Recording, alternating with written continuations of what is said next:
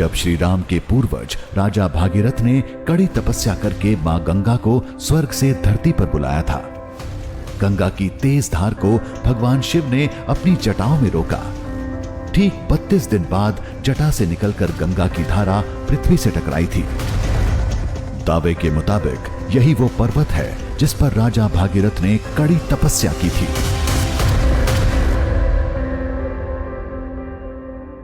सामने जो वो सफेद एक साथ 3 चोटियां आपको दिख रही होगी, उसे भागीरथ पर्वत कहते हैं। और ऐसा माना जाता है कि गौमुख के ठीक पीछे जो ग्लेशियर वाला पहाड़ है उसे भागीरथ पर्वत कहते हैं। और इसकी कहानी यह है कि यहीं भागीरथ ने तप किया था, यहीं उन्होंने तपस्या की थी।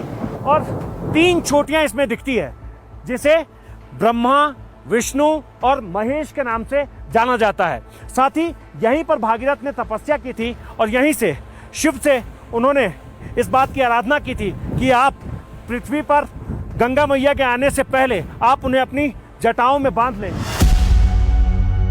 जहां भगवान शिव ने मां गंगा को अपनी जटाओं में रोककर छोड़ा था, वो शिखर गोमुख से पीछे था, जिसे आज शिवलिंग पर्वत कहते हैं।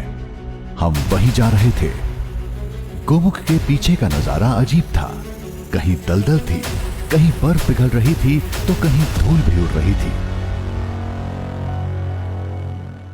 अब तक हो सकता है कि गौमुख देखा हो, लेकिन गौमुख के पीछे का हिस्सा कैसा है यह आपने नहीं देखा होगा। तो गौमुख के पीछे का हिस्सा ऐसा ही है और ये करीब 30 किलोमीटर में फैला हुआ है, जो अभी भी माना जाता है कि हिमालय में जितने भी ग्लेशियर हैं उसमें सबसे बड़ा ग्लेशियर है। दलदल को पार करके आगे बढ़े तो पौराणिक शिवलिंग पर्वत अब हमारे सामने था। मान्यता के मुताबिक जहां महादेव ने स्वर्ग से उतरी मां गंगा की धारा को अपनी जटाओं में रोका था। ये जो चोटी दिख रही है इसकी कहानी बहुत प्रसिद्ध है। इसे शिवलिंग पहाड़ कहते हैं। शिवलिंग पहाड़ मतलब भगवान शिव का पहाड़। अब आप सोच रहे होंगे कि इसे शिवलिंग पहाड़ क्यों कहते हैं।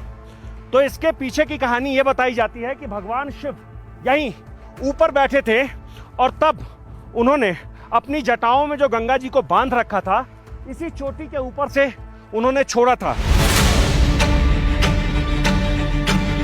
शिवलिंग पर्वत गोमुख का सबसे ऊंचा पहाड़ माना जाता है।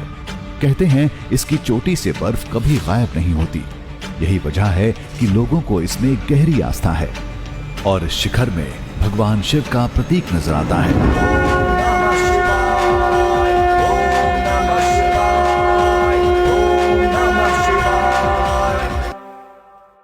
एक और कहानी है कि आसपास जितने भी पहाड़ हैं उनमें से ज्यादातर पहाड़ मौसम के हिसाब से उनके ऊपर बर्फ आपको नहीं दिखेगा, लेकिन ये जो चोटी है इसके ऊपर हर महीने में ऐसे ही बर्फ दिखता है और दिन में एक बार ऐसा लगता है जैसे इसका आकार शिवलिंग के जैसा है।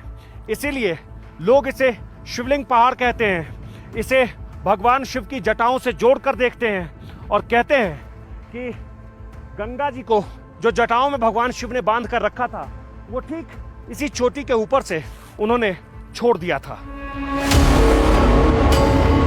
तो ये थी गोमुख की धरती की पूरी दुनिया, जिसके 5 अहम साक्ष्य हैं, जिनसे गोमुख का दृश्यम पूरा होता है। लेकिन हमारा मिशन अभी अधूरा था। हमें कुछ सवालों के जवाब चाहिए थे। गोमुख लगातार पीछे जा रहा है, लेकिन इसकी रफ्तार कितनी है? क्या इसी तरह गोमुख कभी विलुप्त हो जाएगा? ये सब 2013 की आबादी का ही नतीजा है या वजह कुछ और है?